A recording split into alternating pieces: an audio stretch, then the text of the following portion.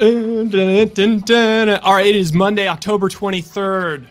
I am sweating, ladies and gentlemen, and it's time to recap honestly, just a fucking wonky, weird Sunday. An unsettling, we've started this whole unsettling thing, started last week where we were really unsettled with the first half games. This was a day where it'll unsettle even the calmest of NFL fan. Like, this is one of those where we both took our lumps. I think I was 2-4 on my bet. I should have known. I got so cocky. I gave out 6 best bets. I gave out 6. Well, and I lost 4. You had 5 and you went through and you're just like, I like this. So I had, oh man, I went 0-5, dude. Yep. It was just one of those weeks. Colts, Commanders, Saints, Raiders, and Lions. Colts. Oh yeah. Okay. Colts hit. 1-4. Fuck. New week. I have a new team I hate. That'll be unveiled as we go on. New team that I'm really a hater on. I know exactly who it is. Really? Yeah. It looks like we have no one in the chat, but that's okay because all we need is ourselves. All right. Let me get these games in order. Let me see. Dude, so I got an iPad. Yes. Most unnecessary thing ever, but just the best thing ever. It's like another screen that's in between sizes of your phone and your laptop, obviously. Yeah. So it's kind of like a walking laptop that doesn't have the clunkiness. And yeah, it's so good. Thank you, Graves. Graves is always here. Highly recommend. Yeah, the iPad is good, especially you get the YouTube TV if you want to just commit to 4 games and then you just throw Red Zone on the pad. Yeah. Yeah, it's great. Well, anyway, yeah, I mean, the game that I felt the best about, okay, wait, let me just start with an order. All right, we're going to start with Raiders taking a big fat L at the Chicago Bears. Teabag, is Teabag the next Brock Purdy? Oh, no, I'd say definitely not. But he's kind of just a fun, usually we get introduced to a few spunky backups as the season goes along. And he's just the next in a long line of spunky backups. You got to, I'll let you cook on this one. Well, dude, that guy, I feel like a lot of backups come in and obviously there's no fucking film on them, especially that guy, dude. Because they knew he was starting and if there's a backup, then you kind of look at his college film, but you think they dug up D2 college film from that guy? I doubt it. I highly doubt it. Yeah. Can you even access that shit? Probably not. So, but yeah, on top of it, it's the Raiders game planning for it. Dude, so Josh McDaniels, he has to go. The only reason he's not gone is because there's an excuse that it was a backup quarterback and that was the reason for the loss. But dude, this feels like the loss last year where they lost to the Colts when it was Jeff Saturday as interim head coach. Oh my God. I somehow that got wiped from my memory. Was that last season? That was last season. Wow. Yeah. So dude, it's on the lines of that, man. That guy's a third stringer on most teams. It's like losing a fucking game like that, scoring 6 points. And, they asked him about Aiden O'Connell, who's the guy they drafted from Purdue. And he was like, this isn't the fucking preseason anymore. We're not playing him. It's dude, you guys looked worse than in a preseason game. So don't even try to fucking even do that. And he comes in it was a fucking field goal, but they drove down the field right away. And it's he just put him in because he was the backup in New England. It's comfortable. He knows his offense. Well, his offense, the Raiders are the last team in the league not to score 20 points this year. And he was brought over as the guru offensive coordinator from New England. On top of this, what I thought about, dude, is everyone wants to talk about, Belichick getting all the credit for fucking Brady. What about McDaniels, man? He was Brady's offensive coordinator the whole entire time. He went to Denver, did the same shit he's doing now that he did in Denver. He won 6 games in a row in Denver, came out that he was cheating, went 6-0, and then won pretty much no games the rest of that year. And then now he comes to the Raiders. It's a fucking nightmare. And, dude, it's the same thing. He went back to New England, had more success with Brady, And by the time he went back to New England, we all can imagine, like at that point, we would assume that Brady was completely running the offense, which probably was the whole time. And now he's just coming to fucking Vegas doing the same shit. Like the guy's gotten exposed. And also, like on sidelines, any big play, like sidelines not into it. He doesn't have the locker room. He's a shitty coach. Offense is doing poorly, which is his forte. It's a fucking nightmare, dude. Like, and obviously last week, like when you're 3-3 and playing the Bears, like I'm gonna say, like we have a chance to make the playoffs. I'm an optimistic fan here, but like, fuck, that is as ugly as a loss as it gets, dude. I mean, it's not as bad as the Jeff Saturday loss, but it's up there. Yeah, that I mean, you finally like had hope for the first time last week. I mean, I guess you could still talk yourself into like the idea, maybe Jimmy comes back and it's a little better. But yeah, the offense looked similar, just worse. Like Hoyer was like throwing the same sort of shit that like, tipped in-cutting routes that just tip up for picks. And it looks like shit. It looks like absolute shit. They did confirm though, they're not trading Devontae Adams, although that was before that game. Yeah, I mean, Teabag, people are pretty hyped on him. I think mostly because of the Teabag nickname, but he did have a 2-yard ADOT in that game. His average depth of target was 2 yards. So not great. He had that one no-look pass too. Yeah. Oh, he's got swag. He's spunky. He's spunky for sure. You see all of his tattoos and shit? Yeah, he's swagged out. Yeah, I mean, he went to the fucking college in the middle of West Virginia. Like, I don't know, dude. I mean, I hate saying it, but it's like play a real team and we'll judge you. Yeah, I mean, you have to have a thing if you're a backup and you want to catch on.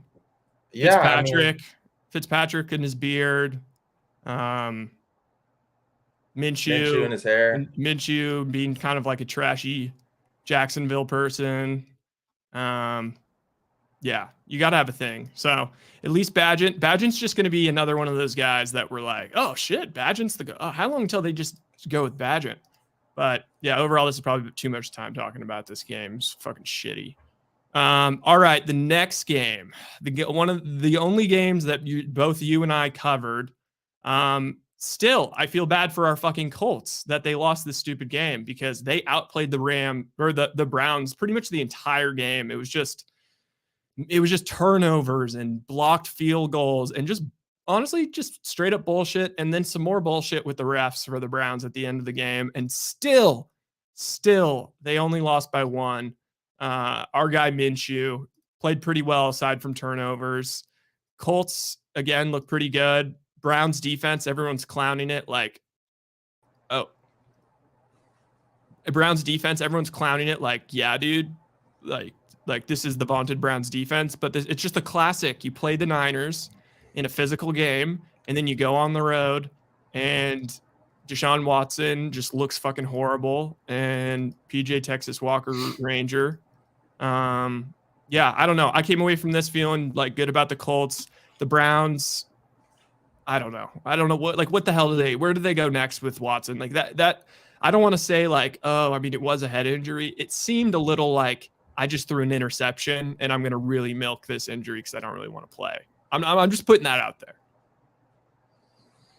Dude, so do you think Myles Garrett's the best defensive player in the league? I mean, I think he. Are you ready? There's an argument. There's an argument. I'll give him this. He's got the glow this year. He's got the glow. Bosa had the glow last year. It's like there's 5 guys or so in the league that all can kind of, if they can just put together a run. Yeah, Hunt said he was milking it for sure. It seemed a little milky. Like he threw a terrible interception and then I mean, we all know that he loves being milked. So I think he was milking it there.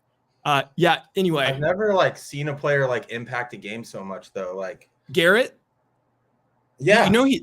Here's kind of a shocking one because he's definitely been a top 5 edge in the league. Like it seems like since he came into the league, but he never really got to that last level of a Nick Bosa or TJ Watt or I'm not even going to say his name. The Cowboys guy doesn't deserve to be in there, but he now has more sacks than anybody in NFL history by age 28, just past Reggie White.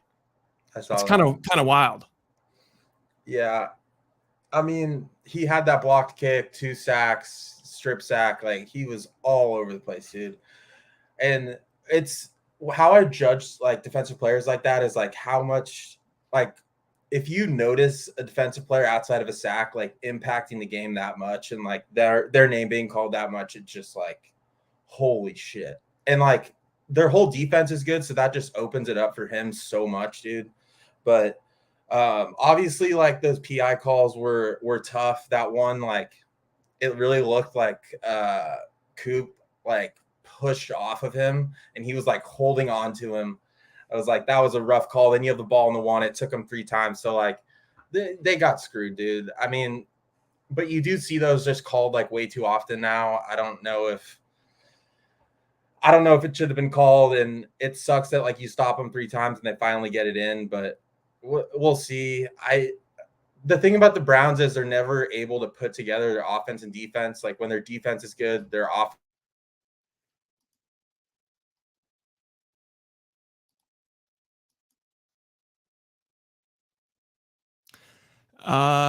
Is that?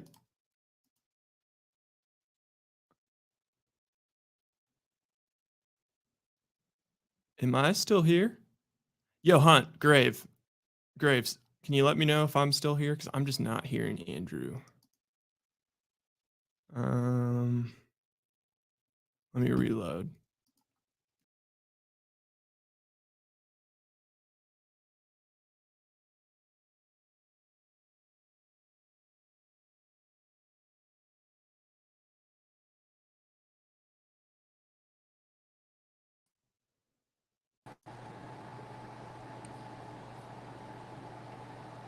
Okay.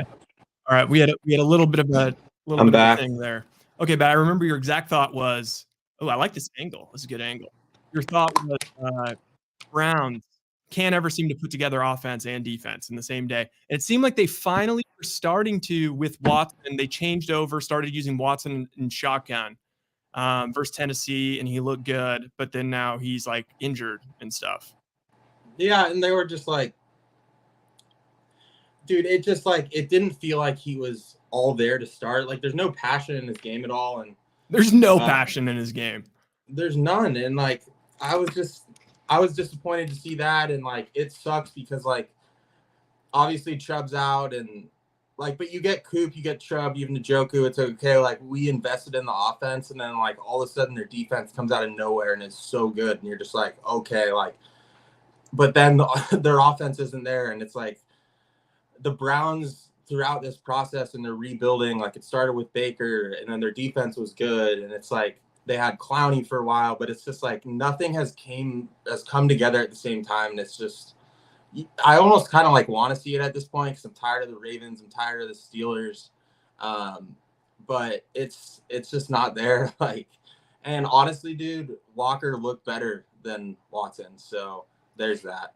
And Walker was bad. Like Walker was. Let's not get it twisted. Like Walker was bad, but he did look better than Watson. Yeah, I mean, but exactly, and it's like it's serviceable, I guess. Like, is the right word for that? And still, like their offense scored. Like, look at the total points in that game. Like their offense scored because the Colts came out and scored 3 touchdowns in the first half, and so it was like a weird game for their defense, and he still kept them in it. So like he was bad, but like he played well enough to keep them in the game. And it's like, would Watson have done any better than that? I don't see it. Like what he really did well on the Texans was like because he had such a shitty offensive line, and that was kind of his whole thing was like he has this shitty offensive line. He's doing this, and it's because he made such big plays, like explosive plays, like game-changing plays. And it's like with his style, if he's not going to do that, he's not a guy that's going to go out and have like a Purdy game where it's like a perfect stat line and like a crazy passer rating. Like his big thing is making huge, like game changing plays. And if he's not going to do that, we're kind of seeing what he is. Dude, well, also, I just refuse to believe also that was not real. Like that stuff on the Texans, that was not real because he talked about a guy who had the glow. He had the glow. He was coming off swagging out championships in college, came right in and just was immediately a dog, taking the Texans to the playoffs. freaking like being like top 3 in QBR. All the advanced stats said he was like the best. And then, yeah, I mean, the only explanation I've heard that made sense was just that he kind of sucks at processing, and like when he, like the way the Browns want him under center, they want to doing a lot of play action. Then, you know, he turns around and gives them a lot less time to like, you know, actually like survey like what the hell is happening. And he's making mistakes. And then it seemed like in the Tennessee game, all of a sudden he was in shotgun and he kind of looked like Watson again, like a little bit. You could see a glimpse. But yeah, I don't know. Like there has to be some term for that. Like the glow, having the glow, like you're literally touched by God and you see it in them that they believe that they are touched by God.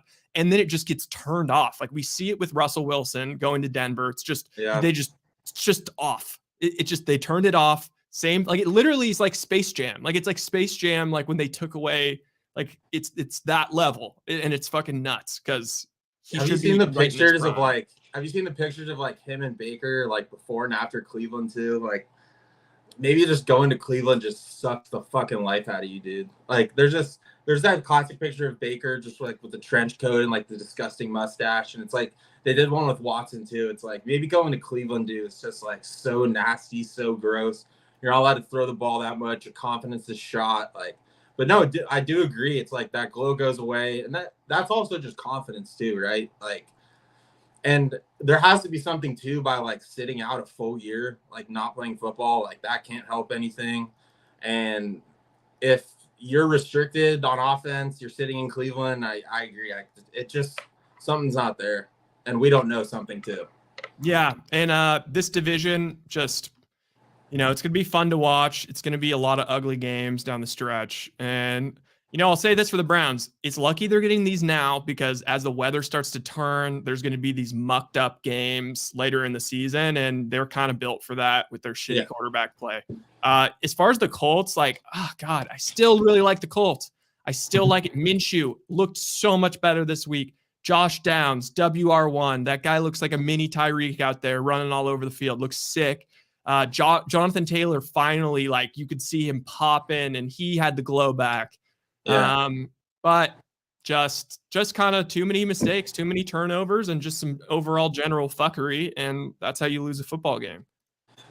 Dude, I think I agree with Taylor, and I think it speaks a lot to how good of a player is, like how quickly they can come back if they're like in a contract dispute, and like how quickly they can come back and be effective. Like Kupp came back so quick, like first game. There right away. Like he came in, got 50% of the carries, which even for an NFL running back is a significant amount. Like he came in right away and did it versus like you looked at Jacobs and it took him like 4 weeks to really get back in the swing of things. Facts. So like, I think it shows like how dynamic of a player he is. And like, you know, it's showing he was probably worth the money contract wise. And like, I guess I have a hard time now justifying like many running backs contracts, but yeah, just it shows that guy is an absolute game changer.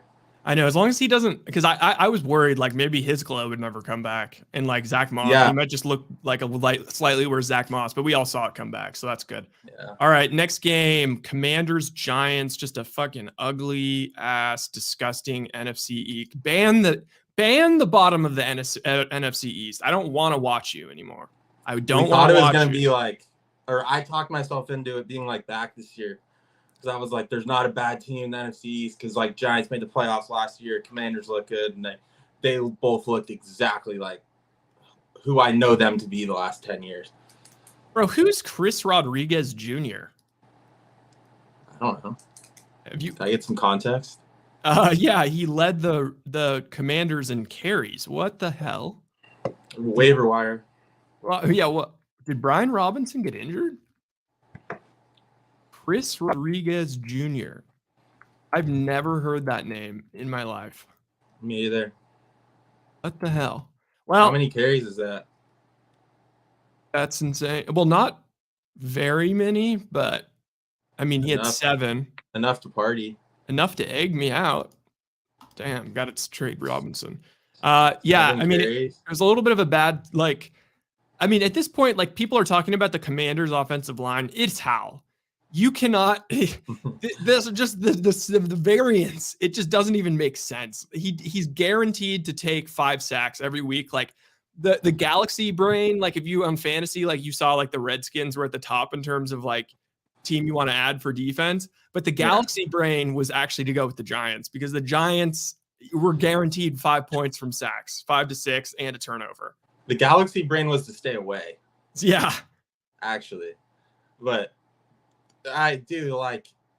I mean, Commanders has it been every other week, like we said. Like it is. It's every other week. If you like they haven't won every other week,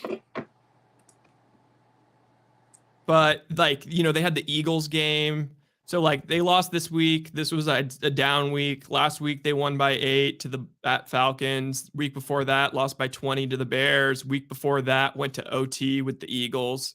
Week before that, 37-3 Bills. Week before that, beat the Broncos 35-33. And then the week before that was Cardinals, but like they had to come back and win it. So they've, maybe a little bit of a look at spot. They've got the Eagles this week. Oh God, I'm going to end up betting them. I know it. Yeah, I do. I think it's a coaching problem too. Like to come out and not like start strong and inspired, versus the Giants is just a tough look. And on top of that, like an in-division game, you should be pretty pumped overall because that just means so much in terms of standings. Like to come out flat in that game is a coaching problem.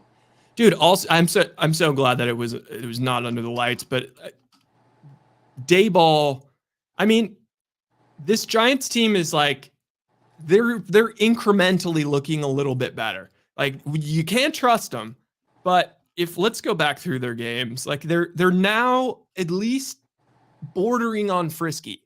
So they beat the commies. Week before that, lose only by 5 at Buffalo. That's pretty big. Week before that, 31-16 at Miami. That was a bad one, actually. So really, it's just 2 weeks of being kind of frisky. All right, so we have 2 weeks of them being semi-frisky. Oh, and we've got Battle of New York next week. That's going to be just disgusting, but I'll probably watch. Is it prime time? No, don't tell me it is. No, it's not. Dodge the bullet. Thank the Lord. Also, what else? You want me to give you demons? How about it already being week 8? It's okay. Not a good feeling though. Yeah, but we also it's one of those things where we got to live in the present because right now we have NBA starting on Tuesday. Yeah. Football's firing tonight. We got a game 7. Let's check the score in this Diamondbacks game because I think we might have another game 7 tomorrow. 4-1. Diamondbacks 4-1 end of 5.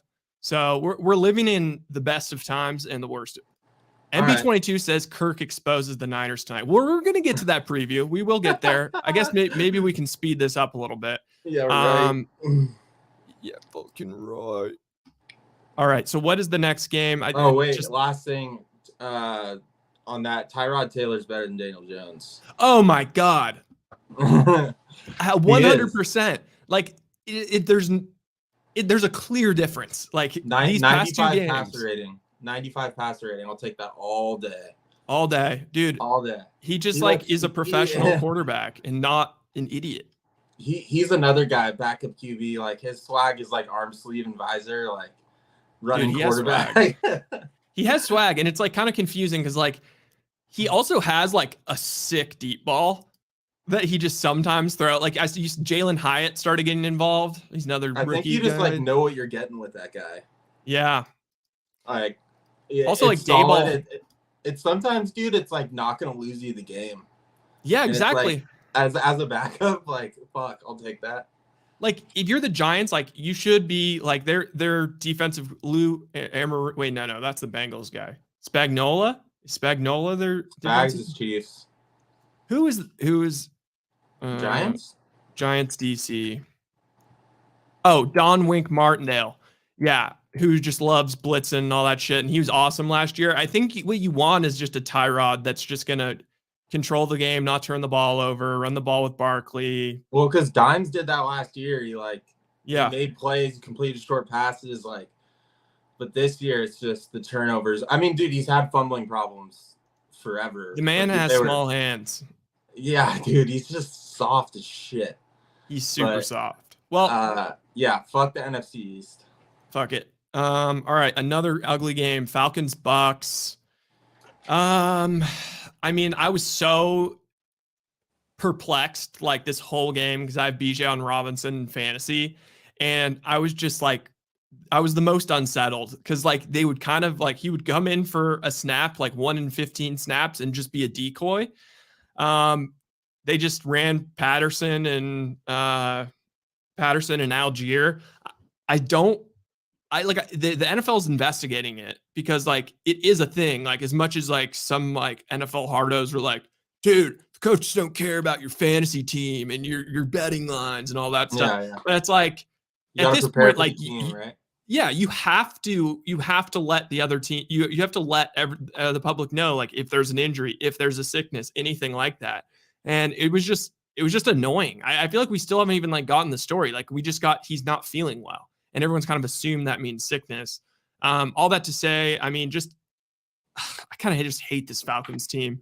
They're just going to keep winning these like gross games like this. The Bucks, I don't know. That's another just disgusting division. They're now 3-3. The Saints look like shit. Derek Carr looks like a huge pussy. I don't know. Yeah, Who do you I like think in that division even? I like the Falcons. I was gonna say like Yeah. why they're winning games is because they're the best team in the division. Like, so you get 7 games against those teams, right? Yeah. Like we're gonna see them win games, and there's a division every year where it's like a 9-win team gets in. Like last year, fuck. I mean, we saw it with the Niners a lot. Like we've seen it with the NFC East before. And what's pisses me off genuinely is that those teams get a home game in the playoffs. Oh my God. The Falcons are going to get a That's what home gets me. game. Like, We're going to have and the it, whole home Ritter sort of mhm. thing. And everyone's like, if you win your division, you should get a home game because you win your division. And there's only so many divisions in football. It's like, well, they won their division because they played all those other shitty teams 7 times. Dude, Like, you know what? Here, this is my new rule. You can, if you win your division, you can have a home game, but you also need to have a positive point differential at the end of the year. Because the Falcons right now are third in their division. They are minus 18 point differential. The Bucks are -1. The Saints are +6. The Panthers are -74. Yeah, you got to get that positive. I don't care if you're 4-3. You got to get that positive at the end of the year. Pitts had like kind of an incredible catch. He like kind of looks good. no. I know he sucks, but like he's at least kind of doing stats? stuff. No. Yeah, dude, you thought he had a good game because on one of your screens there was red zone, and he had that catch, and everyone wanted to talk about it. He had under 50 yards. Well, but still, he had 3 catches, dude. By the Pitts standards, that's still pretty good. Like, no. You were just talking like he had a good game. Admit it. Like, okay, no. Fair. You were just talking like a good game. He did not. Like, he had 4 targets, 3 catches. So we're gonna blame it on his targets again. I mean, he's okay. He's not. There also is something with Jonnu Smith with like man versus zone. Like I think he dominates versus zone, and he's like the worst tight end receiving wise in the league versus man. That sounds like a him problem, right? Yeah, it's a huge him problem. But no. I mean, I hate Kyle Pitts. But yeah, like, here's the thing: is like you look at the stats though, and it's like, Drake London 6 for 54 led all receivers, and it's like Tyler Algier was next with 3 for 53. Then Kyle Pitts 3 for 47. Also, Scotty Miller revenge game. He had that 146-yard catch, pretty sick. Yeah. Yeah. I still hate Ritter, but I guess 19 for 25, no touchdowns, 1 sack, and he had a rushing touchdown. That's about as good as you're going to get from him. I thought Baker was decent also. Mike Evans continues to be good. Rashad White continues to be bad. I just think it's pretty obvious. I think it's pretty obvious you're just not going to take the next step as a team with Baker. Like, you're not going to get to above that, like, average. Because, like, when you need a big game and someone to make plays, like, he's not going to go out and just, like, make that game-changing play. So you can have a good roster. You can have good receivers, which they have. Like, have a solid defense. But you're not going to get to 10 wins ever. Well, unless you're like on the Browns. Like if he was on the Browns this year, like think about that. No. But like he could do like his version of like a better version of like Tyrod. Yeah, but I think 10 wins is like your cap. Yeah.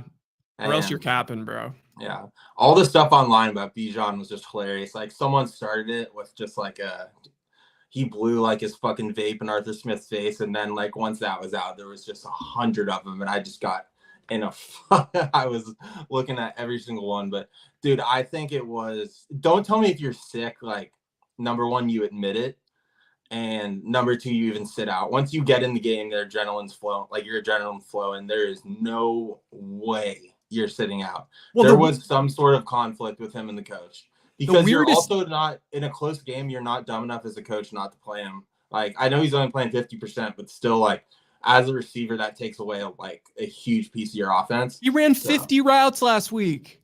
And yeah, dude, there was a conflict with the coach. Like, no way. If you have a flu or you're sick, I don't give a shit. When you step on that field, you are not being like, oh, I'm not feeling too hot, because they're like with a sickness, they're not gonna like. It's not a trainer thing, right? Where it's like. If it's an injury, they're like, oh, he can't go. And still with that, they say, I want to go. Like, well, like with the sickness, it's literally just like, how do you feel? Unless like you're physically throwing up, they're not just going to be like, oh, you can't go. So something went on, dude. And like, it sounds like, Smith, the latest is it's a headache. It was a headache. Yeah. Can we get the sound? Yeah, dude. You want to hear that? Let's get the sound on this, because I have not heard it yet. Let's hear this.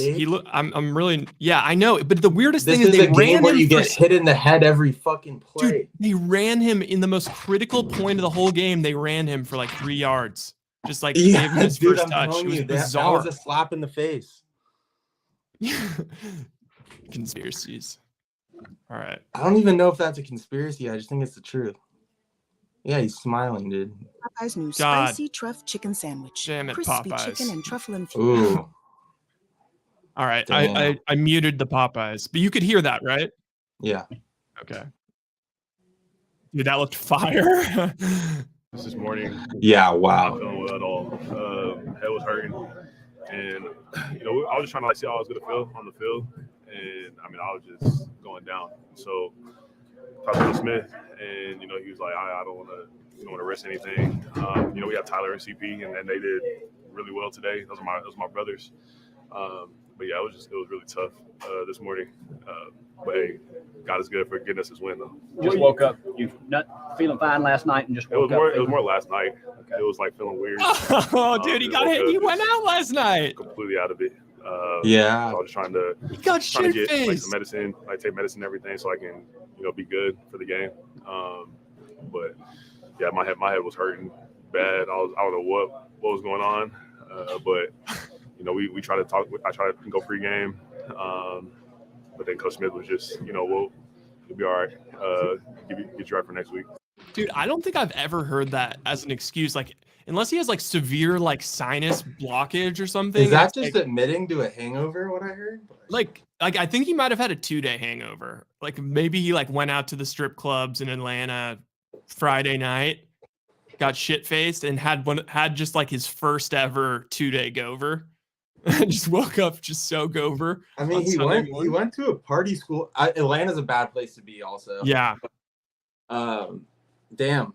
I mean, he was like smiling about it too. If he got benched, yeah, he might have been a little more pissed off. But damn. Well, they got to win. I mean, yeah. I mean, headache's a little tough considering the game you're playing, but like, I don't know. It's like is it related to a cussy? I guess that's not. what I'm saying. Like, is he going to go under concussion protocol? He's just got a headache.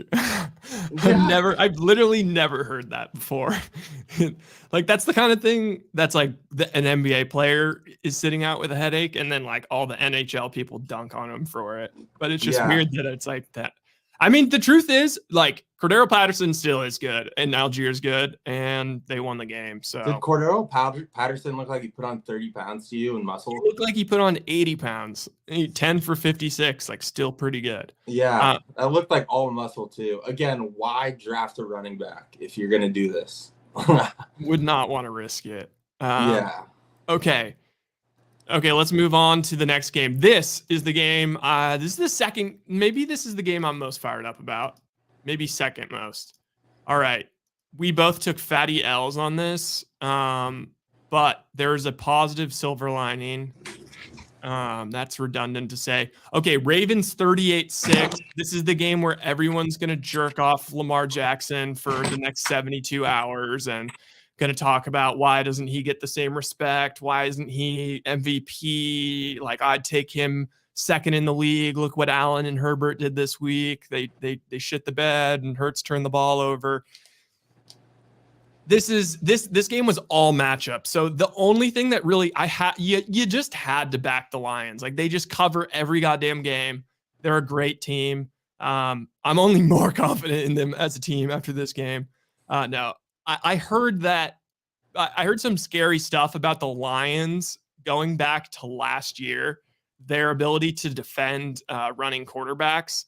And like, they suck ass at defending running quarterbacks. And it is just a different thing. Like, I remember in 2019, the Niners had that great defense and they went to go play. They really struggled with like Kyler, and they struggled with Russell when he would roll, like, you know, but then they would dominate like Jared Goff and whatever, the in pocket guys. And they got cooked by Lamar in Baltimore. And it was a similar thing where it's like Aiden Hutchinson, Nick Bosa, like, they're getting to the quarterback, but he's just so mixed team and he can just get out of it. And it's just one of those things where it's like the Lamar's ability to move all around and be so shocking as a quarterback. Like, the teams in the AFC have fully adjusted to it. The teams in his division have adjusted to it. But like a rando team like the Lions coming to play them in the NFC that has not seen that, like, and then things started to roll downhill, and they were due for a bad week too. So want to hear a crazy stat on that? Yeah. New teams in the NFC playing Lamar are 1-16. Yeah, there you go. It's 100% what it is. And you know what it does? It makes me want to reallocate another $10 on Goff. He's now 40-1. To win MVP. I think Lions to win the NFC, still very live. Eagles are not going to win it. And they have a super, super easy schedule. Like, we kind of all like thought they would lose this game. So I don't know who they're playing next week, but let's hammer. Yeah. Do you think Campbell got a little bit exposed? No. I mean, they came out like they got punched in the mouth, dude. Like, but that's kind of the thing though, when you go on the road, like, your margin of error, especially against a team like the Ravens, is pretty fucking small. And then on top of that, like, because if they come out, they score, you come out 3 and out, and then 3 and out again. Like, from there, it's an uphill battle, obviously. But like, if you don't have a solid game plan in place, and they clearly didn't, you're screwed. But the Ravens, like, every single thing went correct, and credit to them, dude. They came out with a good game plan. They executed it. It was the first time I've seen like Andrews like heavily involved like he was last year. It's like, where has that been all year? Because everyone's just like, receivers dropping the ball. It's like, well, maybe last year like they didn't get that many fucking throws because everything was going to Andrews, and like they're running the ball so well with Dobbs, and I know he's out, but like they looked great. I mean, the Lions were bound to have a game like that, especially on the road. I think it'll be good for them in the long run, because like those are the games they're gonna have to win late in the season or in the playoffs, going to a hostile environment. Because like that was the biggest game of the week besides the Sunday night game, I would say. Yeah. Or Chargers Chiefs, but it's a good experience. Like, there was a college game this week that reminded me of something like that. I'll think of it in a sec, but it's like you having to go into a hostile environment, deal with that crowd, like take a loss. It was like Penn State. Like, are you going to show up at Ohio State, like hostile environment? You haven't been here before, and come out and play. And like, if you get punched in the mouth early on the road, can you respond? And they didn't. And hopefully they learned their lesson, because that shit's not going to fly in December and January. Yeah. Also, like, the Ravens did not have one signature win coming into this game. It's been kind of like a whole lot of bullshit to get to 5-2. You know, they played the Texans. They had 1 billion turnovers. That game was a lot closer than the final score. You know, they beat the Bengals by 3 with Burrow injured. They lost to the Colts. Again, they probably shouldn't have won that game. At the Browns, they had the DTR game. They lost to the Steelers. Then they beat the Titans in just a funky, wonky London game. And then now this one. So they haven't really played anyone that great. This was their first kind of statement game. I mean, the Lions already beat the freaking Chiefs. So now here's the interesting thing. What I immediately would want to do is bet against the Ravens next week. That's what I would want to do. But your stat scares me, and they play at Cardinals next week. And then after that, they play home Seahawks. So I think this was new team, so I don't know if they've played before. Oh, like new team, like never played them before. But I mean, Cardinals is like brand new coaching staff. I don't know. Do the Cardinals are who we thought they were? Yes. Like their roster sucks. We rode that fucking underdog trying hard story for a while, dude. Like way longer than we should have. Like, God, they just fucking play hard. It's like, well, dude, it's minus 8.5. You know what you say about teams that play hard? Like usually they fucking suck. True. And we rode that out for a while. And that was all based off the Cowboys win. And it's because the Cowboys, like, when you beat the Cowboys, we're going to make a big deal about it. And I don't regret it at all. True.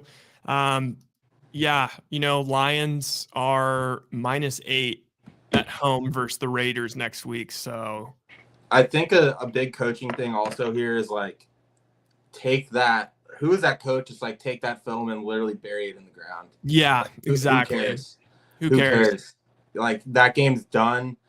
Just like throw that away and move on. That's what it felt like to me also. Like they're a team that like they want their defense is at its best when they're up, and it literally felt like after like the first like 3 or 4 touchdowns, like the Lions were kind of like, like let's just get this game over with. Greg Olson's an all-time douche too. Like, so it was national tight end day. Yeah. And I don't think he realized number one, which is like, dude, you kidding me? Like you were an all-time tight end. And number two, like Waller scored, right? And it was this, I think his first touchdown this year, first home touchdown. And he was just like, every time I call a game, a tight end scores. It's like, dude, number one, fuck off. Number two, it's National Tight End Day. Like everyone's scoring. You're not gonna like write it off as that. You're gonna say every time I call a game, a tight end scores. Get the fuck out of here. I got so mad. I think that's just bad. That's just some bad humor on his part. It's just like one of those things you just say, huh, isn't that funny? My golf shot too. That looked like my golf shot. Yeah, that was brutal, dude. That guy, whatever. Lions. I just don't know what the hell to do with that freaking AFC North. I don't feel like this is good for the Ravens. The Ravens are officially in that last tier, I guess. Or no, that tier before the last tier. Yeah. The Bills. We might have to we might have to put together a power rankings because the more that I'm thinking about it, it's like, what the fuck? The Bills lost? All right, let's breeze through these. Okay, what's the next game? We're still in the 10 o'clocks. Steelers Rams. This was the other game that just got me so upset. I just felt like Rams +3 or Rams -3. Lock it in. There's no way this stupid Steelers offense, even off a bye, is going to be able to keep up with the Rams. It looked really good until the fourth quarter. Now, Bill Simmons, I got to give him credit for this. He or somebody at the Ringer gave a comp to Kenny Pickett. Like they were trying to figure out like who is like his historical allegory. And it's like they said like Eli Manning. Like he fucking sucks dick. And then he just pulls these retarded, shouldn't say that word, but stupid plays out of his ass. Like they're insane. Like these deep balls at the end of game to Pickens when the game's on the line for 80 yards and he's like gets that super favorable spot and all this stupid stuff. Missed field goals for the Rams. He has like his passer rating is like in the 60s or low 70s, quarters 1 through 3, and then fourth quarter it's like close to a 90, dude. which honestly, like, you want in any quarterback, just a huge improvement in the fourth. But there's not many teams besides the Steelers like that'll work in terms of winning games, because like Tomlin will just keep you around in the game. But God, that was such a classic Tomlin game, dude. Just on the road, just has him right where he wants him.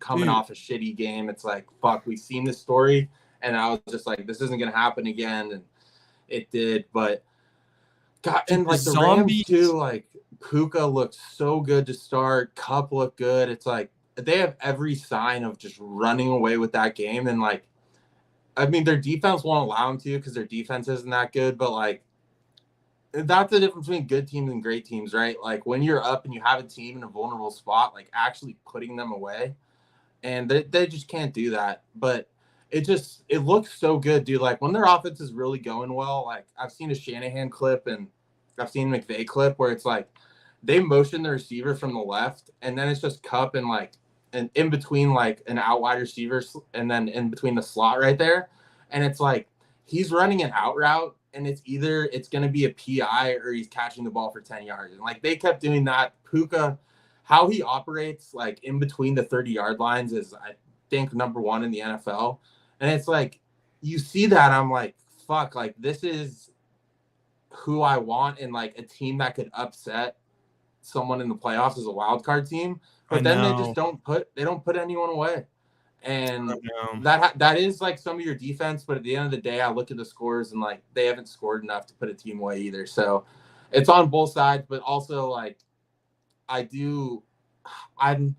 50-50 on this coaching thing, right? Because a lot of these players are coming out of nowhere, but then that is coaching when you need to put a team away.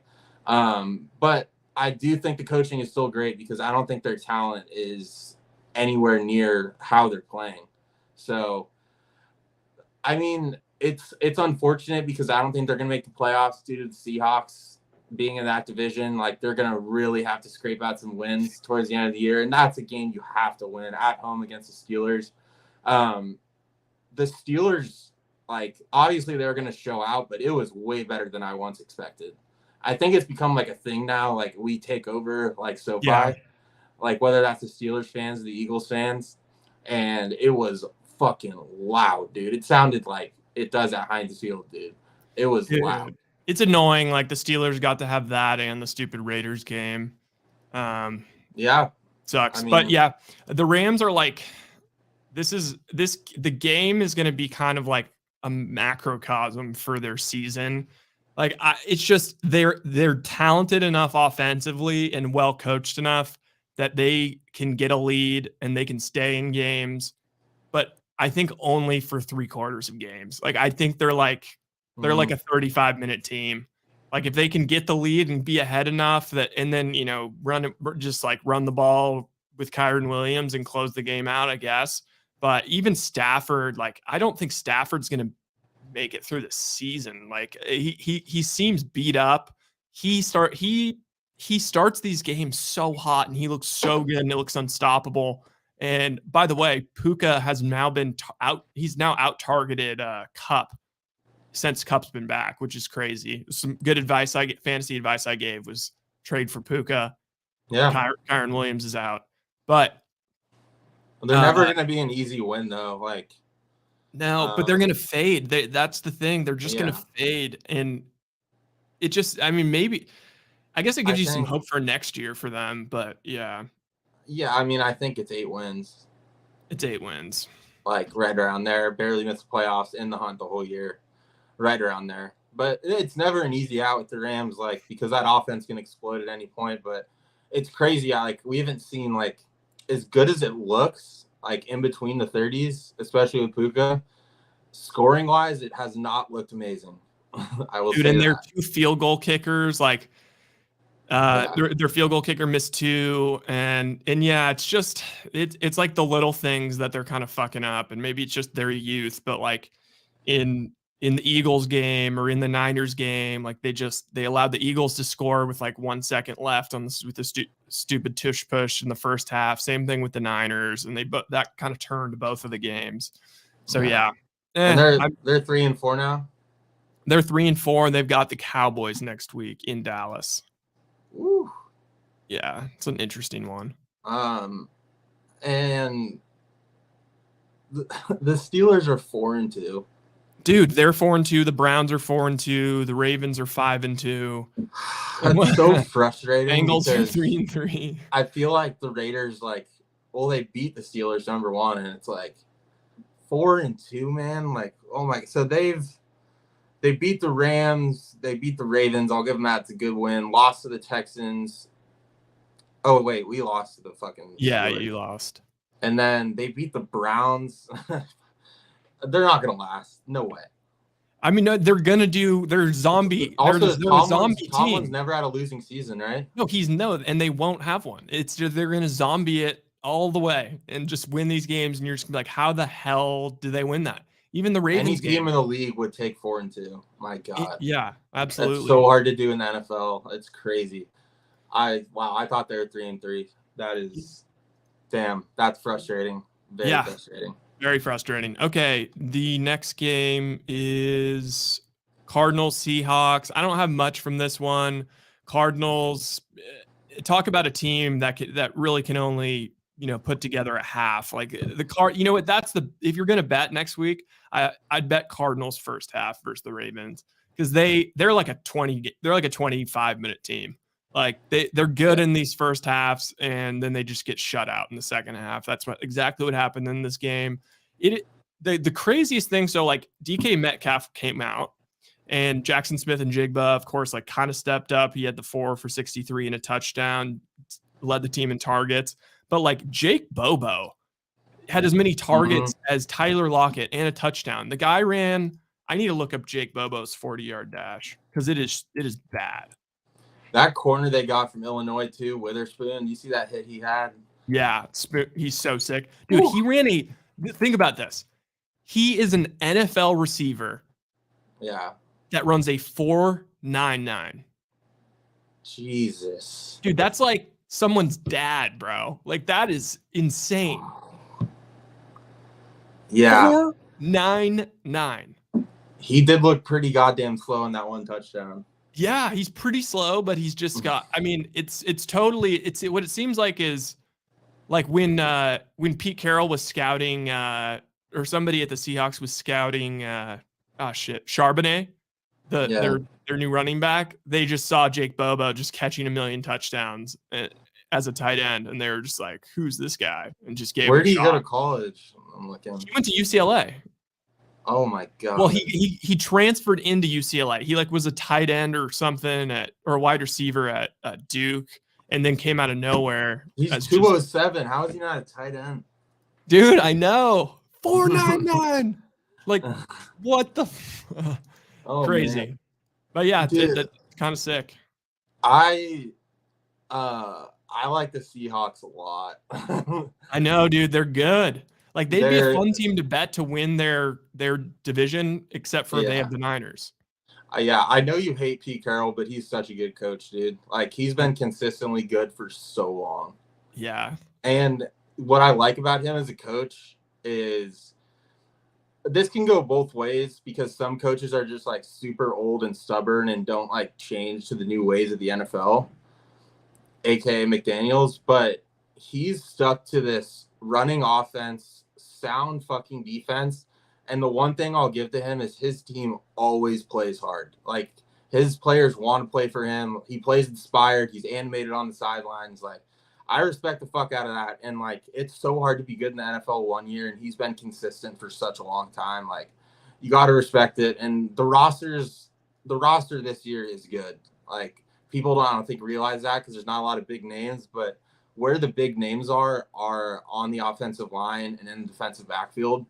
Like last year, dude, they hit on a left tackle and a right tackle, which is like anything in the world teams would do to get that in a draft. Like they got 2 solid starters, left tackle and right tackle. They have 2 good corners now, and then their receivers are deep as shit still. And JSN finally got targets, like finally had a good game. I didn't like see him being a bust at all. I think their receiver room is just so deep that like he didn't have like there wasn't the amount of share to get him a ton of targets and like. Wait, this is crazy. I got to say this on that note.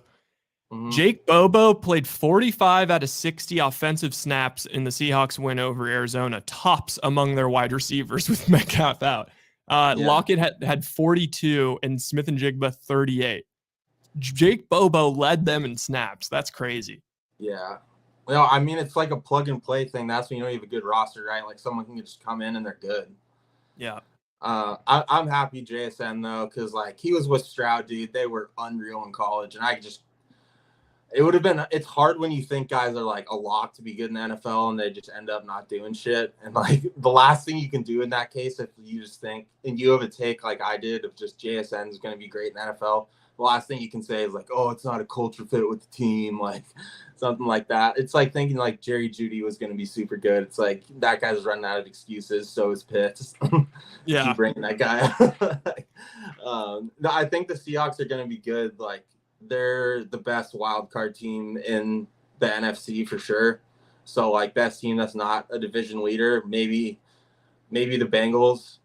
Outside, or they're in the AFC. I don't even know who else in the NFC. I like them a lot, dude.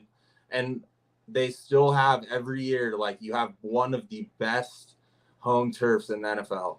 No one wants to play in Seattle. It's consistently hard to play there. And going up to a shitty, like overcast, rainy game in Seattle in December, dude, like I think they get more points in Vegas with that home turf than most teams in the NFL. Dude, they now that I'm looking at their schedule, like they there's a world where like the Seahawks were 6-0 to start the year. Like they lost week 1 versus the Rams 30-13, but if you think about it, that is the best the Rams are ever going to look. It was like beginning of the year, everyone is completely healthy. No film, all of that kind of stuff. They lost 30-13, and I think that kind of threw me off the scent. But then they did beat the Lions at Detroit, beat the Panthers, and then their defense has really kind of come alive the last 3 weeks. They held the Giants down to 3 on the road, held the Bengals to 17 on the road in a game that they should have won, then held the Cardinals to 10. Now they've got a test next week. They're home versus the Browns, then at Ravens. That's a tough little stretch there. What do you think the line is? Oh my God. What do you think the line is in the Browns game? Because I'm telling you. Where is it? It's in Seattle. -6. You think -6? Just because you said that. Seahawks -4. Well, yeah, because I thought it was going to be like Seahawks -5 or 6 as well, and it's -3. It's -3.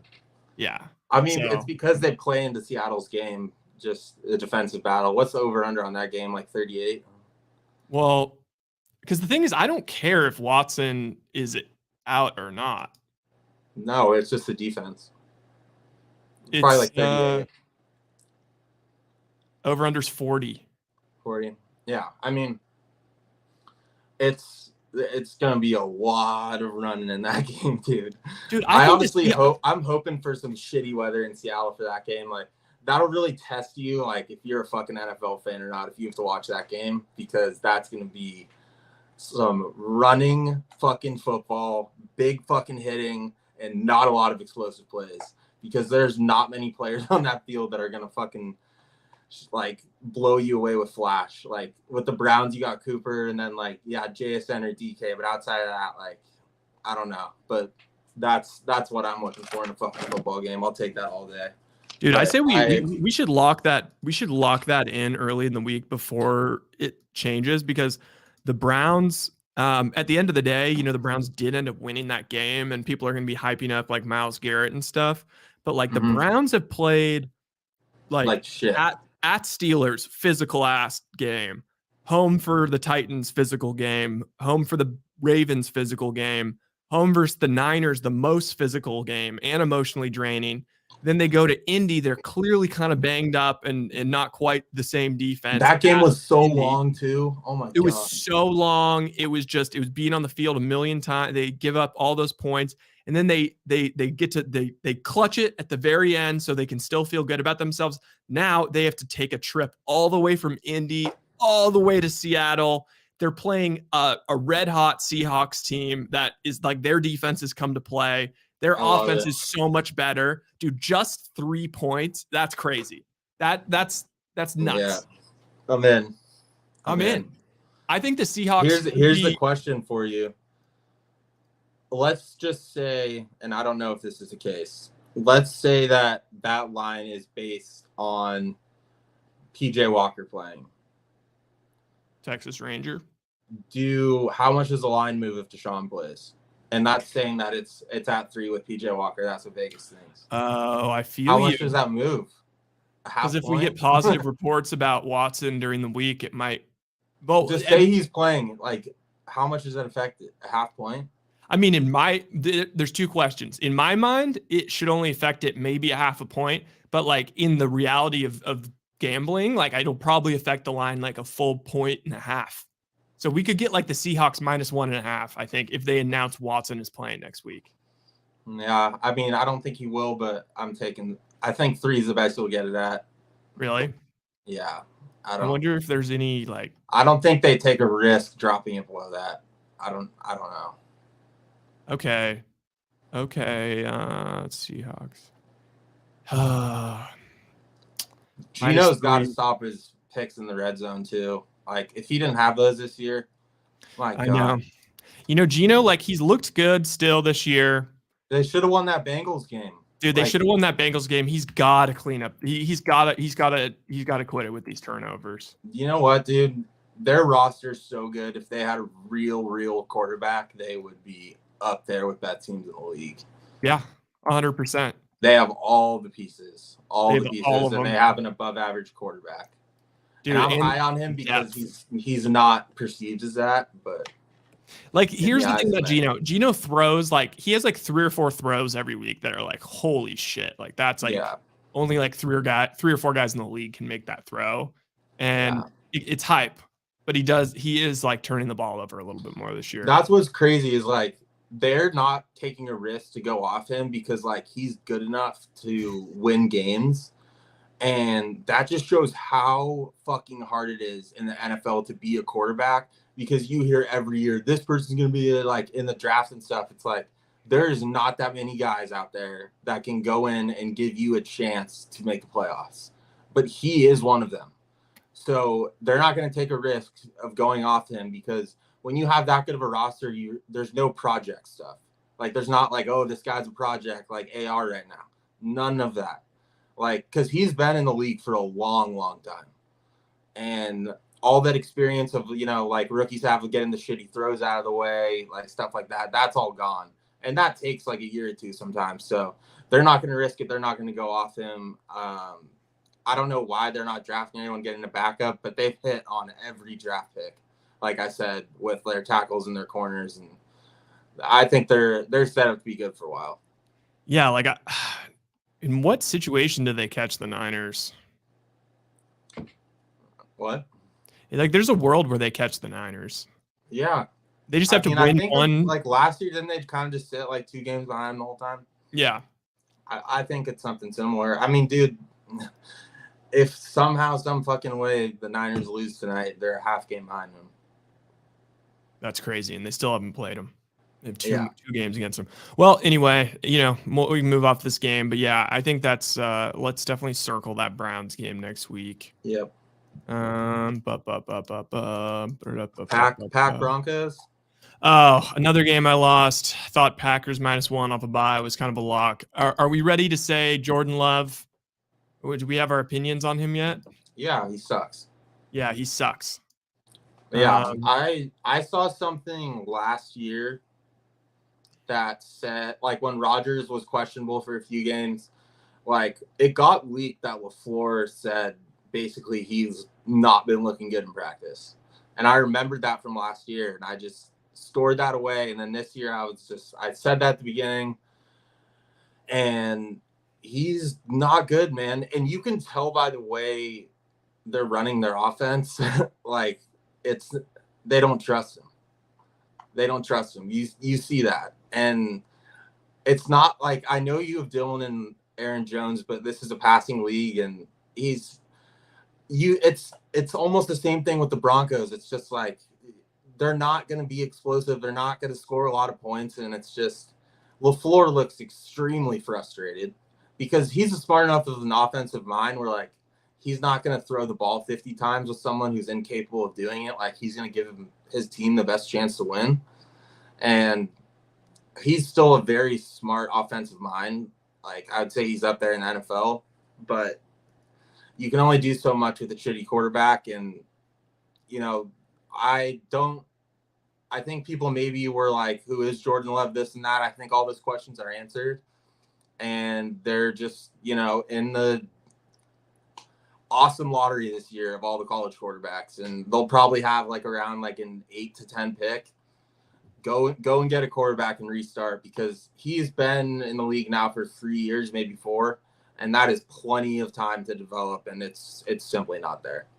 Yeah, I mean, it's just he's under 50. He's like he throws like 51%, you know, on a good day, completion percentage, which in the modern NFL is just baffling. But the thing is, like, I thought in this game that at least like he'd be humming it downfield, and he'd be able to put up enough points to where the Broncos just couldn't keep up. And they started to get stuff going in the second half, but really it just looked like they shit down their leg off a bye in the first half. I didn't think Denver looked particularly great or anything. They just kind of got up early. Packers defense looked pretty unprepared. LaFleur, I think LaFleur is kind of an overrated baby back. Just because, like, you know, I think it's partially like my bias because of like the Niners always beat the shit out of them when they had Rodgers. But I think Rodgers was kind of propping up that team a little bit. He's kind of like he's just like Walmart version of like Shanahan. And it's just like, you got to have like your own thing a little bit. Like, if you're going to come from like the Shanahan tree, like, you got to have your own ideas too. You got to have McDaniels, or you got to do, you know, McVay's completely different. And he just, I don't know. He just kind of sucks. He makes bad decisions. If you're in a loss, you threw the ball 31 times, dude. Yeah. That's pretty fucking bad. And your leading receiver is 34 yards. A.J. Dillon. A.J. Dillon is your leading receiver for 34 yards. Versus the vaunted Broncos D passing secondary. Against the Broncos D, that's pretty bad. Is the Broncos D good again? No, they just played Jordan Love. Dude, but think about this. They go back-to-back weeks. Hold the Packers to 17, hold the Chiefs to 19. And then held the Jets to 31. Bears to 28, and the Dolphins to 70. All right, fine. They're just, the thing is, like, I remember the overreaction was like, can you believe the Bears were favored by 1.5 at home versus the Packers when the Packers just beat the crap out of them? It's like, oh, same old Packers. But now it's like, if you line that game again, let's say Justin Fields is healthy, like, it's probably about Bears minus 1.5. Yeah, it's probably about right. Okay, next game, Chargers Chiefs. Chiefs, it was fun. Kind of the first half. I mean, Mahomes had like 350 yards and like 4 touchdowns in the first half, it seemed like. And, you know, between Mike Williams being gone and then Herbert like kind of having a hurt hand, he's missing throws now. I felt like you never saw that. He did against the Cowboys, dude. Dude, he missed throws versus the Cowboys. And even the week before, he got a lot more like, okay, well, at least it was, I don't know. He's missing throws. He's missing touchdown throws. He's turning the ball over at the end of games. You know, I think it's time that Herbert gets a little bit of blame. You know, the guy's 27 and 28, and yet he's like all of the nerds. The funny thing is, like, all of the analytical nerds and the film nerds, the film bros, they both jerk off to the same altar of Justin Herbert. The amount of people I've heard that say that they think that he's the best quarterback in the NFL. Crazy. And like are firm on it. Crazy. It's nuts. It's absolutely nuts. It's always preseason too. They just take the best clips and it's like, Why don't you take some clips against the Chiefs in big games where he's missing Keenan wide open for touchdowns, dude? He had so many opportunities to win that game against the Cowboys, and it's like, it's the same thing. And people get bashed in this league for making very few mistakes. Like, Derek Carr sucks, but like his margin for error is so small, just like based off the person he is. And that's the case for like a lot of players in the league. And he gets so much. Like, he gets the biggest haul pass ever. And it took like missing wide open receivers to win games in order for us to be like, okay, maybe Herbert's not that good. And it's like, on top of that, like what you said, people saying he's like maybe the best quarterback in the league, then let's hold him to a standard like he's the best quarterback in the league. He's not held to that standard. He's still held to the standard of, oh, like he's still going to get there. Like he's still this project. He's going to be the best QB. It's like, you can't say that and then say he's the best quarterback in the league and hold him to that to like average standard. That's just not how it works. And it is what it is, right? Like if you're missing players wide open in the end zone, your margin for error is very small against the Chiefs, and he just got exposed again this week. And since he's come into the league, dude, he has the most losses of any quarterback in the NFL. That's crazy. So like, what is his comp? Is he Matt Stafford? Stafford won a Super Bowl. Yeah, but is he Stafford on the Lions? Like, because here's the thing. No, because his stats aren't even near what Stafford's were in some of the seasons, dude. Stafford was throwing for 5,000 yards. That's true. They also were down a lot, though, in those games. I mean, he feels like Stafford, but he also feels like he has the potential to be the best quarterback in the league, and he's not. Yeah, he's he's in between Kirk Cousins and Stafford. Yeah, I don't often agree with Nick Wright, but I was pretty jealous of the take he had. He said it last week. He said, and I think this is pretty accurate. Like Herbert this is not necessarily like a knock on him being a good quarterback, but it's like Herbert came into the league as like a B+, A-, like a borderline between like a B+ and an A- quarterback, just right from the jump. And he hasn't improved. He's still that same quarterback. Yeah. Like that is pretty accurate. Like, cause if you're going to ding him for something, it's like, he just it's kind of like, honestly, dude, you know who his comp is in the NBA is Luka. All right.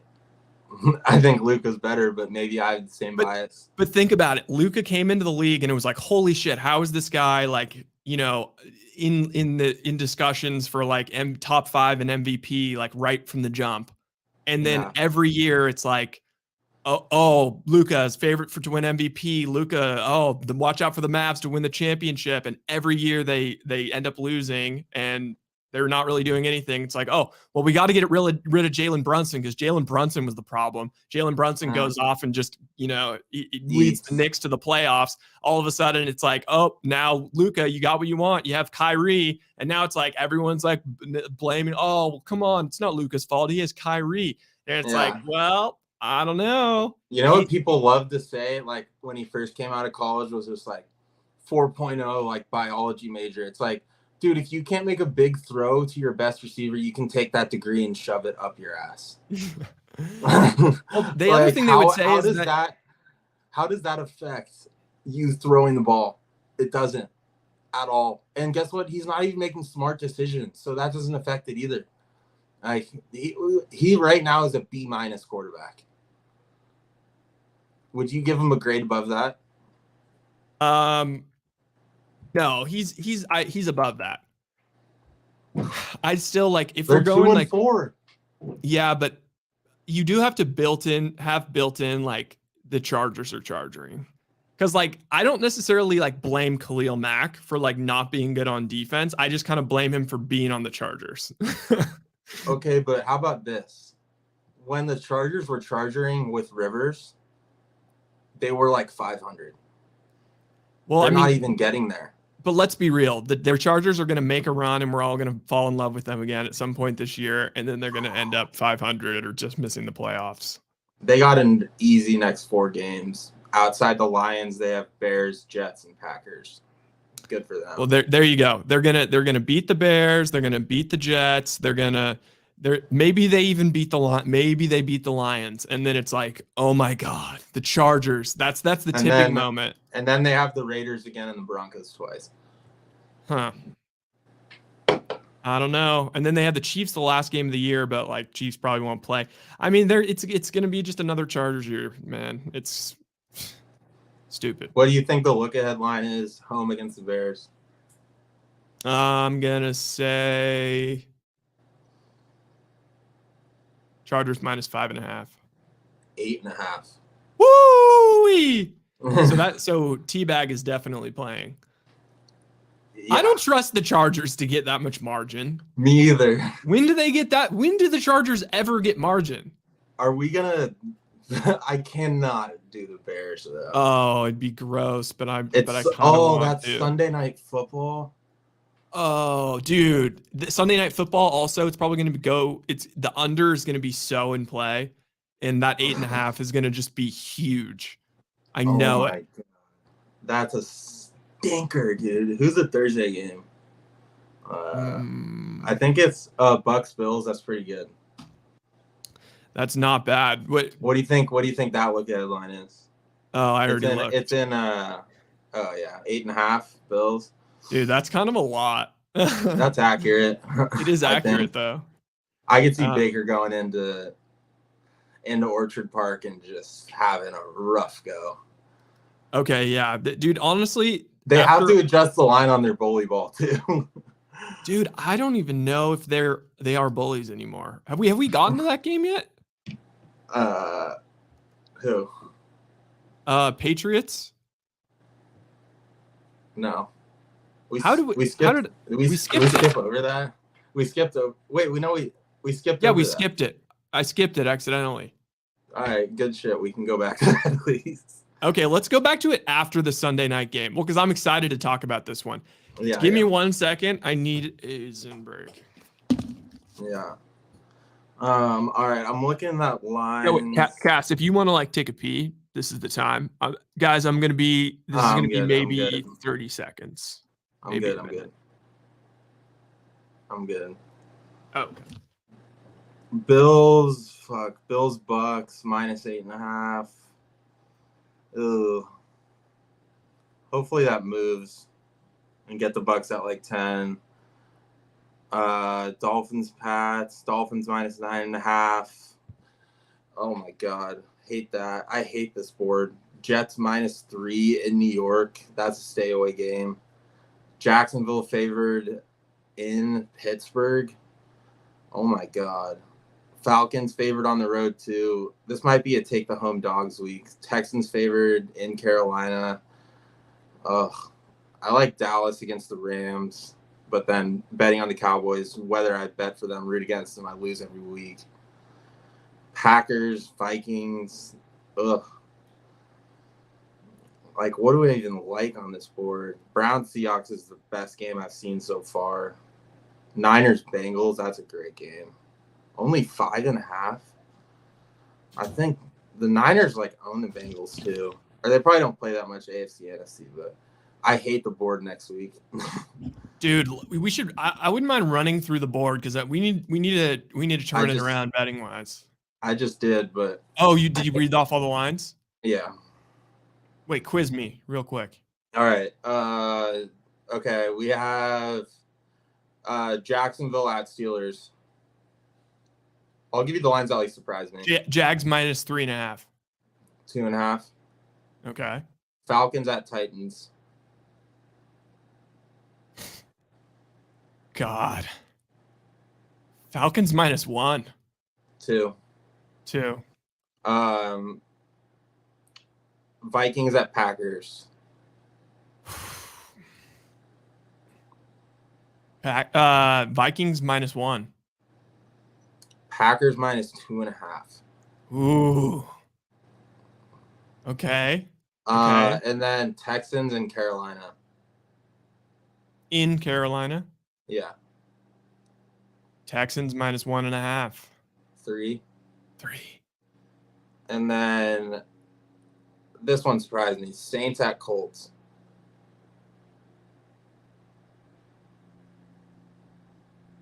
you gonna tell me that the Saints are the Saints favored in this game? No, Oh, okay. Well, then I would say Colts -3. -1. Ooh. What? I'm on the Colts. Yeah, I am every week, but. And then, do you know the Niners line? I think I saw it last week. I think it was 6.5 on the look ahead. What is it 5.5. now? 5.5. Yeah, that's I like you the know what that Niners. is. I like the Niners there. What that is like if the Niners look really good tonight, it's going up to 6. Yeah. Yeah, I don't really know. That it's going to be a good game. Actually, I'm pretty stoked for that. Is that Sunday Night Football? No, Bears Chargers is. Oh, wait. When can they start flexing? Not until like week 10. Ah, it's bullshit. Yeah, I don't even know. Like, even with Fields being good, that's a rough Sunday night game. Dude, I can just see, the Jaguars are scorching hot, and then they just go into Pittsburgh favored by 2.5. Yep. Like, just some dumb shit, bro. But the thing though is Tomlin's like coming off a good win. I know, but still coming back to Pittsburgh. I can't believe that's a 5-2, 4-2 game. Oh my god. Dude, I know. That could be a playoff game. That's what I kind of thought of it as. Like when you just look at the teams, it seems like a playoff game in the last 4 or 5 years. Philly -6.5. They've played in the playoffs, right? Like I think. Yeah, Jags won. Yeah. They beat that triple Bs, Oh yeah. Brown and damn, I don't know what other things I like next week. I just went through when you were gone. I didn't like anything. Well, we already pinpointed one, didn't we? That's a lot of road teams favored is what it is. Okay, I like Rams first half. That would just be any week. No, I do. I like Rams first half. Give me Dolphins -10. I like Vikings. I like Vikings. But the public's gonna be all over that. Oh, dude, biggest bet would be Seattle -3. Yeah, we like that. Texans seems like a trap. Give me Cardinals first half. I'll take the Titans at home for sure. Oh, coming off a bye too. Dude, wait, who's Teabag playing again this week? The Chargers? Oh God. Oh, dude, Bears. No. Yes, I'm gonna do it. You got to just grit your teeth, close your nose, and just bet it. I'm so scarred from 2 weeks ago. I bet on the Giants, the Jets, dude, the Panthers. Fucking bag. Yeah. What is Justin Fields? Okay. We need to finish with Sunday Night Football and the Bills Patriots. Bills Patriots. Bills are kind of broken. We kind of pointed it out once they lost. The tipping point for that team was once they lost Matt Milano or whatever his name is, the linebacker. Just too many. That was once that happened, their defense has not looked the same since. Josh Allen has something. I think I brought this up when we were doing our betting stuff on Thursday, that Josh Allen seems to, just similar to last year, how he had the shoulder thing. He has something going on right now. It's they're talking about it every week, and it seems like it's affecting him a little bit because he doesn't look the same. His stats were good, but their offense, and people are going to bang on their defense for not being the same, but their offense just didn't look that good. They should have been putting up way more points, and it's not like the Patriots were fantastic either. They were botching it in the red zone. They were botching it on third downs. Actually, the Bills had more third down success. Just kind of a gross game, and taking away from it, I'm a little more down on the Bills. And then I guess it seems like the landslide kind of stopped with a little bit of Belichick signs the extension. Maybe that team is going to kind of turn it around a little bit. That said, this was Mac Jones' best game of the year. His numbers look really good. He had a 3.3 ADOT. So he was just throwing screen passes. Ramondre That's Stevens. their offense. Right. That's their offense. Yeah.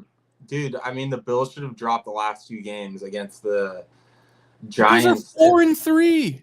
And they should have lost to the Giants and the Patriots. Dude, are the Jets going to finish ahead of them? I think so. Dude, what the hell? Yeah, I don't know, dude. Something's not clicking. And this isn't like a 2 weeks in a row thing. This has been an all year thing. Wait, dude, let's bet the Bills. I wonder what them to not make the playoffs is. That might be tough, dude. Because, okay, think about this. Dolphins run away with that division. Is that what you're saying? And then they don't make wild card. Well, you know what? The Dolphins coming off a lot. Okay. It would be pretty good to maybe just bet that Dolphins to win the division because it's probably only like minus 130. And then the Bills, I like the Bills not to make the playoffs because they have a hard ass schedule.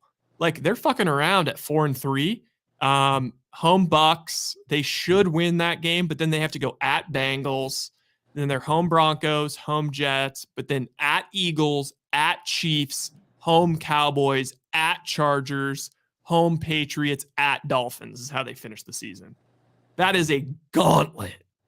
And in your wild card right now, they're number 7 right now. They're the last team in right now.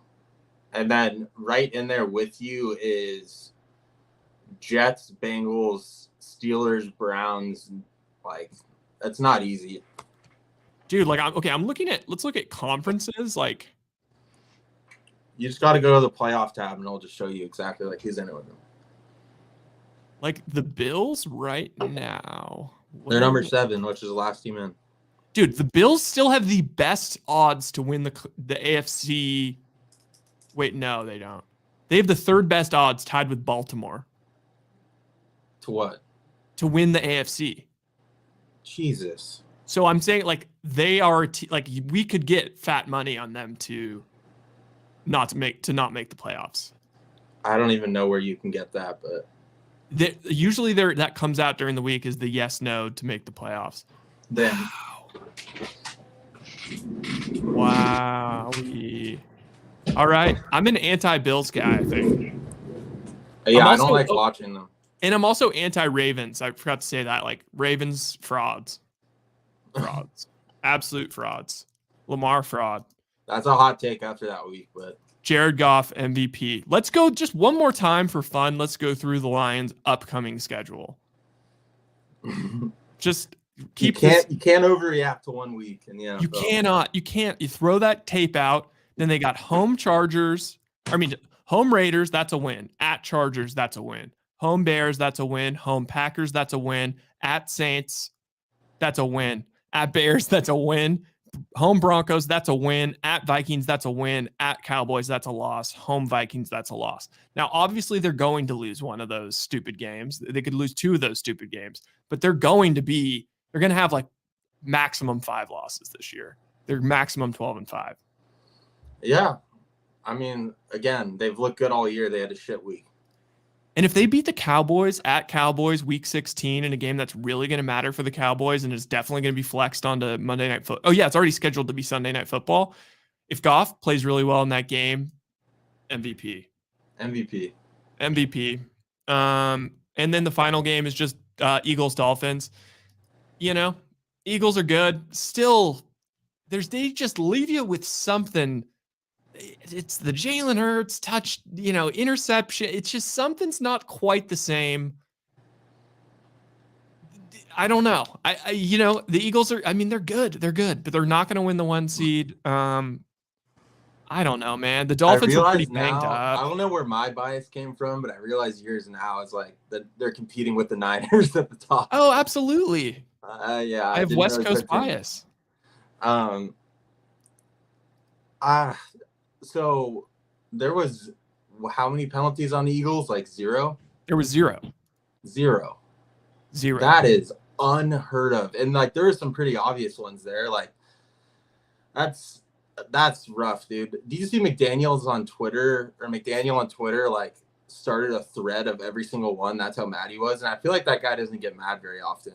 He started a thread and he was posting videos of every single one. That one PI one where he hit his face mask was unreal. That dude, how do you miss that? They call so many ticky tack PIs, and they just missed a swipe across the face mask, and like there's a good amount of holds too. And the holds are huge because, I mean, holds are huge in general, but especially against the Eagles, like if you get a good pass rush, that is the one way to beat that team, because you're not going to beat them. Like their run's going to be there either way. And if you get a good pass rush, because the biggest plays come from Hurts just sitting in the pocket, getting out of the pocket, throwing one deep to Devontae or AJ Brown, and that's exactly what happened in that game. Like AJ Brown had that huge catch when they were up 7, and it's like you call that holding, that whole game turns around. But credit to the Eagles, man. Like Tyreek, he did have that one drop on that touchdown. Yeah, he did. Like that was big, and he had that big catch. So the secondary looked a little dicey, like I said last week. But at the end of the day, dude, like they held on to the ball when they had it. They didn't let the Dolphins on the field too much, which is exactly what you need to do against an offense that's humming like they are. And they slowed them down enough on defense to win the game. Like against the Dolphins, if you coach and play like you're going to stop the offense and you're going to lose. But if you coach like, hey, let's keep them on the field for this long, like let's slow down the offense, let's put our DBs 25 yards in the backfield like they did after that. After that one Tyreek touchdown, they had their DBs 25 yards back, and they're like, beat us on the ground. And everything the Dolphins do is outside zone too. So like Riddick was just sitting there just waiting for it. So they slowed him down. They said, hey, you can have 5-yard runs, and it worked. So credit to the Eagles, credit to their coaching staff. Yeah. And it just, honestly, it was just a tough spot. Like Dolphins were down both of their starting cornerbacks, 3 offensive linemen, no Achane. Waddle got hurt his back during the game. It was really just Tyreek. I mean, I'm sticking to that claim. Like Tyreek, as much as I love CMC, and CMC might be as valuable to the Niners as Tyreek is to the Dolphins. I think that might be true, but I don't think CMC, if you just threw him on a random team, would be like, you have to be smart enough to use him. Tyreek Hill he just completely changes I've never seen anybody like him. He's the best receiver in the league. It's a little bit of the Steph Curry thing where it's like every year, like nobody really wants to say that Curry's the best player, but just then by the end of the year, you're like, he's the best. Like obviously Tyreek's the best receiver. Like every year it's Chase or Jefferson or whoever, but he just is the best receiver. You got to look at it as like, if you take him out of an offense or like out of a team, what are they? It's like, and it makes you rethink, like, Jesus Christ, like the Chiefs that like seemed impossible to beat. Like, yeah, of course, like it was Tyreek Hill and Kelsey and Mahomes. Oh my God, it's freaky. That seems so much more fucked up now. It does, and now it's like the Dolphins have like the best offense ever. Now the Dolphins, I think there's value on them. They have a chance of like not having one good win all year until the very end of the season, because the end of the season they finish home Cowboys, at Ravens, home Bills. But they have the Chiefs. The Chiefs is their only difficult team for like 8 weeks straight. They've got them in Germany. So something to keep an eye on. See. There was a stat that was similar to the Caleb Williams stat, where it was just like them against good defenses or good teams. Yeah. We'll see. I mean, they definitely beat up on shitty teams like Giants, and the Broncos. So, and I mean, honestly, dude, they've always, and I know there was a 2 injury last year, but they do seem to like kind of fizzle out towards the end of the year. Like they're one of those teams that it's usually a Tua injury that causes it. But like big spots, have we seen them like have a huge win? I don't know if I've seen that yet. Oh my God, dude. Wait, the Rangers are already up 1-0. Oh my God. Well, oh yeah, tell everyone about that. Yeah, I did the responsible thing. I had 50 from back in February. I had 50 to win 900 on the Rangers to win the AL. So basically it comes down to tonight. And then I had 50 on the Rangers to win the World Series, to win 1,650. I can't take the anxiety. I couldn't end up with nothing. So I reached back out to my my bookie, and he gave me he said he'd cancel it for $700. And I think that's a good ass deal. And I just took it. And you know what? I can pay off my credit card statement. So it's responsible. It just is responsible. It's a responsible decision. Now, will I be really butthurt when the Rangers win? I will be, but it will not be. It just won't be as bad. What do you like in the Niners? Do you like? I mean, I kind of like Kittle anytime touchdown, just for I national bet the tight ends day. Vikings, and I'm gonna regret it. +7. Yeah. I want. Is there like any props for just like turnovers in a game? Because Cousins is gonna turn it over. There's gonna be a fumble. Yeah. I mean, based on the Vikings struggles in the first quarter, like Niners first quarter, I'm gonna do that right now. The Niners are guaranteed to score on their first drive. Fuck. First quarter. Oh God, 1 minute. What's the first quarter line? It'll be like 3. Come on.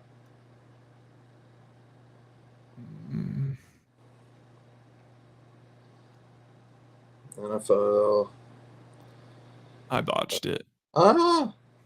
First half. Where's quarter?